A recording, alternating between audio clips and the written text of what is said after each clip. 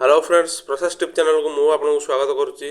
आज आम देखा एसएससी तरफ आसी स्टेनोग्राफर रिक्वायरमेंट 2024 विषय जोटा कि आमर आसी 2006 गोटी पोस्ट 12 प्लस पिला या आवेदन करेंगे 18 वर्ष टू अधिक पिला या आवेदन करेंगे।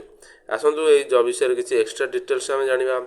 ऑर्गेनाइजेशन नाम कौन हो कि ऑर्गेनाइजेशन करुच्ची स्टाफ सिलेक्शन कमिशनर या ऑर्गेनाइजेशन करुच्ची जोटा कि रहा एसएससी तरफ जो एटा रही गोटे सेमी माने full government job permanent job जोटा हम सेंट्रल गवर्नमेंट जॉब ठीक अच्छे category central government job.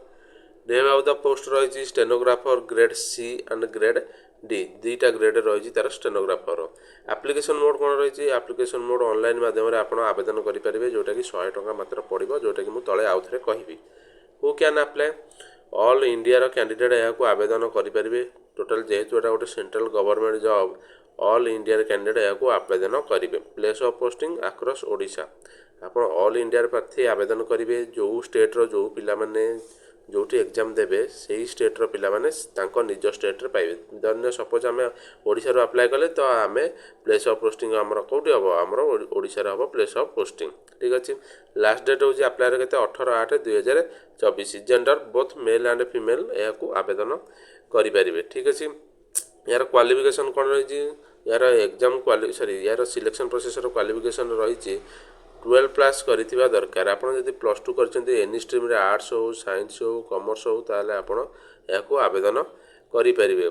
Age limit देखिया बे कोन अछि एज लिमिट होछि 18 वर्ष टू स्टार्टिंग हे जाउछि जोटा कि मिनिमम एज मैक्सिमम एज होला 27 वर्ष। किंतु आज पर गवर्नमेंट रूल अनुसार ओबीसी एससी एसटी मानक 3 वर्ष रु 5 वर्ष मध्य एज रिलैक्सेशन मिलिबो जो थिरे कि एक्स सर्विस मैन भी इंक्लूडेड अछंती ठीक अछि। सैलरी केमिति मिलिबो को ग्रेड रो सैलरी मिलिबो लेवल 4 एंड लेवल 5 रो सैलरी मिलिबो जोटा कि आपन करू 20,000 स्टार्टिंग हे जो 35,000 भीतर ठीक अछि। हम देखिबा तार सिलेक्शन प्रोसेस केमिति रही आपन को माध्यम रे याकू जॉब टी को पाई परिबे। फास्ट रहिबो कंप्यूटर बेस्ड सीबीटी टेस्ट गोटे रहिबो तापर हैला डॉक्यूमेंट वेरिफिकेशन ठीक अछि। सीबीटी टेस्ट जो रहिबो एटा रिटन एग्जाम गोटे रहिबो ठीक अच्छे। रिटन एग्जाम गोटे रहिबो देखो रिटन एग्जाम सिलेबस कौन रही जनरल इंटेलिजेंस एंड रीजनिंग ठीक है। रीजनिंग रे हमर 50 क्वेश्चन 50 मार्क आसीबो। जनरल अवेयरनेस 50 क्वेश्चन 50 मार्क आसीबो। इंग्लिश लैंग्वेज 100 क्वेश्चन 100 मार्क आसीबो। तो यही तीनटी रही सिलेबस हमर ठीक अच्छे।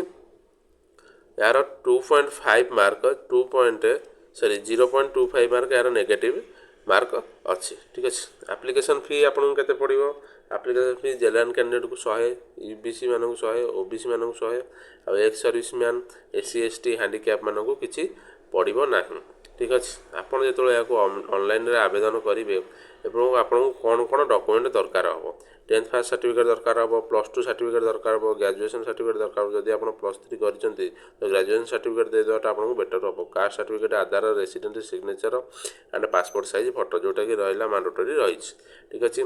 एबे आम तार किसी इंपोर्टाट डेट विषय जाना जो डेट रे कि आमर कौन अप्लाई करें केते दिन भितर।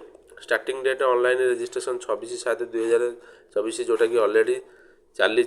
Last date of online registration 17/8/2024। Last date of payment free 18/8/24 सुधा आप जो 100 टंकाटा आप करेंगे 18/8 रोचे लास्ट डेट।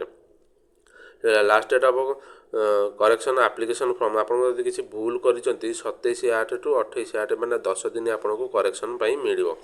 शेड्यूल एग्जाम कौन रही अक्टोबर कि नवेम्बर मसरे आपंकर एग्जाम बाहरी पड़ो ठीक अच्छे।